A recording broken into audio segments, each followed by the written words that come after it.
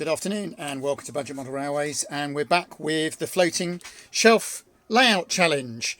Thank you for the response to this. It's been absolutely fantastic. Quite a few people taking part all over the world actually.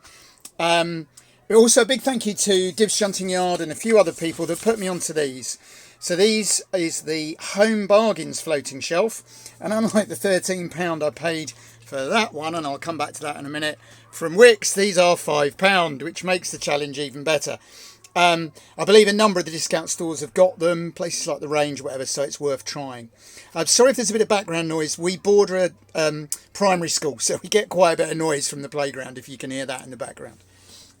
So I've obviously already done one layout, this one, which is one of my favourite layouts ever, but I featured that quite strongly. But I felt a bit mean because I know that most people that watched work in 00. So although I have got another Engage one, and I'll talk about that one in a minute, I thought it was only fair to have a go at 001, which is probably, you know, the scale most people are going to be working in. So this is the challenge. This is a 60 centimetre by 23.5 centimetre floating shelf. There is a video on this, and if you go on the Budget Model Railways website, although it appears to be the 3D printing, which obviously we're not doing now, there's a link at the top left that says challenge. And if you go onto that, it's got all the rules and everything if you want to take part. The main thing is the size. I'm not too worried about the depth. I'm not actually that worried what you make it out of, although the idea is to use a floating shelf because they're robust and cheap. But the 60 centimetre by 23.5 is pretty strict. If we don't stick to that, then there's nowhere really to draw the line. And I also would like people to use as much second-hand and recycled stuff as possible. So I've got a short Pico. Now let's use the controller just to show you it working. As I know people like to see locos running, and there we go. So I've got a short Pico Y point there, which gives me a bit more room. And I've got some lengths left over of various bits of nickel silver track, and that's it. And it's on some cork that I had. I want to try and do a completely different setting. I was toying with doing the usual branch line scene, but I'm getting a bit bored with that. And I'm a big fan of some of the industrial railways, especially some of the colliery ones. And obviously I've got this wonderful little Electrotren 060 there. It's really HO, sorry, I'm not allowed to call it HO.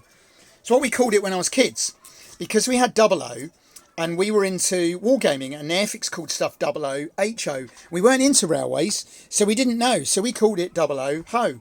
So every time I call it HO, I get people very upset. It's HO, I know, half O. Anyway, it's a fabulous looking loco that I got cheaply a few years ago, and a really nice runner.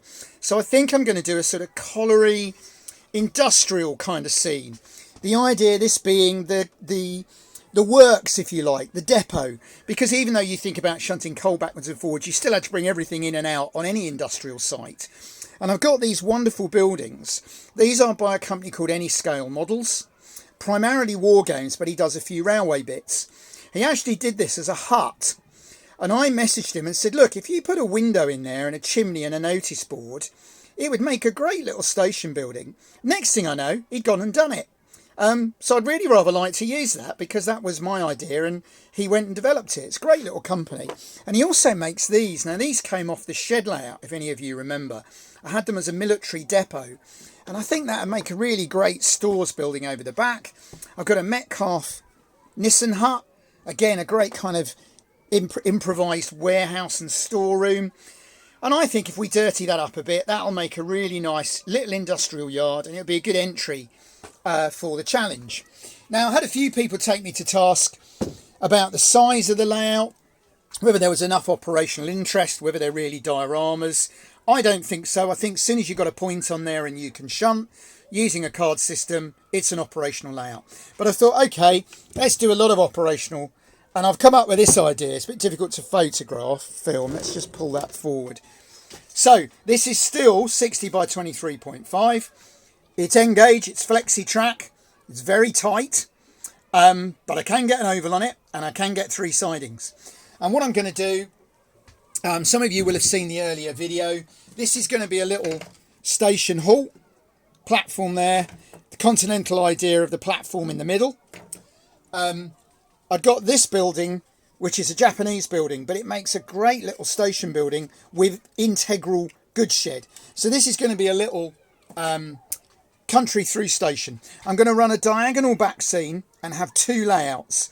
So I'm going to get 2 layouts in that space, and one will act as a fiddle yard for the other. It's not an end-to-end, but one will act as a fiddle yard for the other. And this one, I've always wanted to do a little town terminus station for the wonderful Kato trams.